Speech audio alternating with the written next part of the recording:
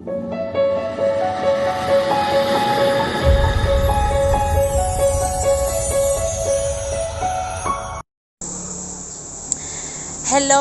mga ka-generation, this is Elaine again. Welcome back to my YouTube channel.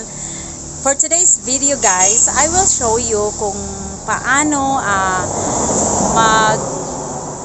mag-paint ng ilalim na part ng pump boat. Actually guys, itong pump boat na ito ay nagagamit na, pero i-repaint lang po yung ilalim para mas titibay siya. Hi guys, so ayan, sa napansin nyo, iyan po yung taas na part. Yan po yung pinakailalim na part ng pump boat na yan. Medyo maputi siya kasi nilagyan siya muna ng epoxy, tapos before siya i-paint, ano muna siya ng ganito sandpaper. Ayan, ginanyan siya para maging plain, para hindi siya mahirap i-paint. Tapos nilagyan po pala siya ng epoxy para mas titibay siya, na kahit maalon yung dagat at gewang-gewang yung pump boat, hindi po siya madaling masira. So ayan guys, panoorin nyo ang video na ito habang kami ay magpipaint ng ilalim na part ng pump boat na ito. So guys, sa inyong kaalaman guys, ang pump boat na ito ay sadyang pinagawa doon sa Alegria, Cebu, kasi yung gumagawa nito, siya yung dinadayo ng mga nagpapagawa kasi matibay yung pagkagawa niya. Ayan po guys, yan. At yung laki niya is sakto lang din. Ayan. Hi guys, so bago siya i-paint, kailangan talaga siya ng sandpaper para maging plain talaga yung niya. So hindi siya mahirap i-paint ganyan. So yung mga may dyan kailangan talaga ng sandpaper bago siya i-paint. Kay aron mahanis ug balay.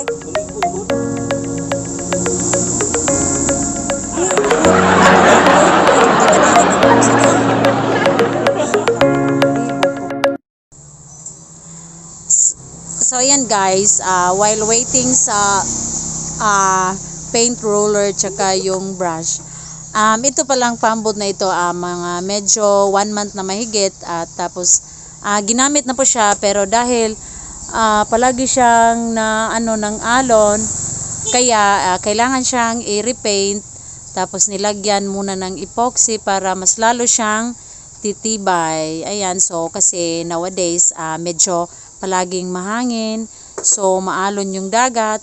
So kahit maalon, pwedeng gamitin siya at matibay na rin. So di na siya madaling mag-leak yung ilalim na part kapag masyadong maggewang-gewang doon sa laot, kaya kailangan siyang patibayin.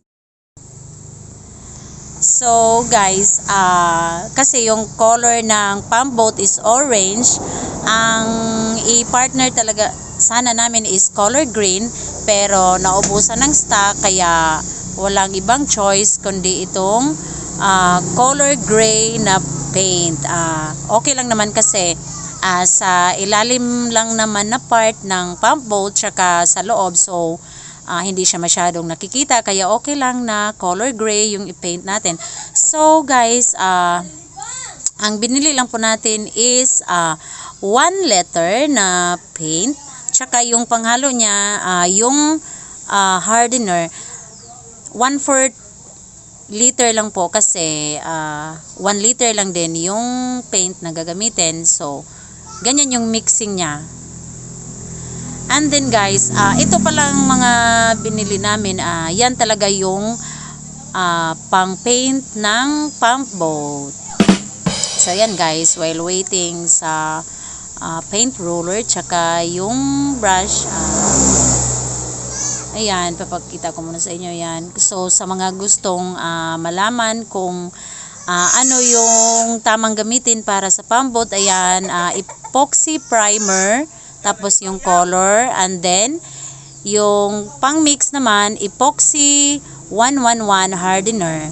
Ayan. So, magtanong lang kayo doon sa bibilhan nyo na ano yung tamang pang paint ng pump boat.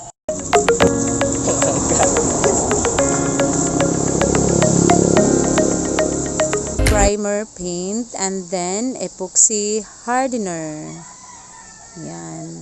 Ano kasi siya guys, sabi nila mas mahal daw mas mahal daw yung ganyang klase na paint, pero ano naman siya, mas matibay kaysa sa ordinary na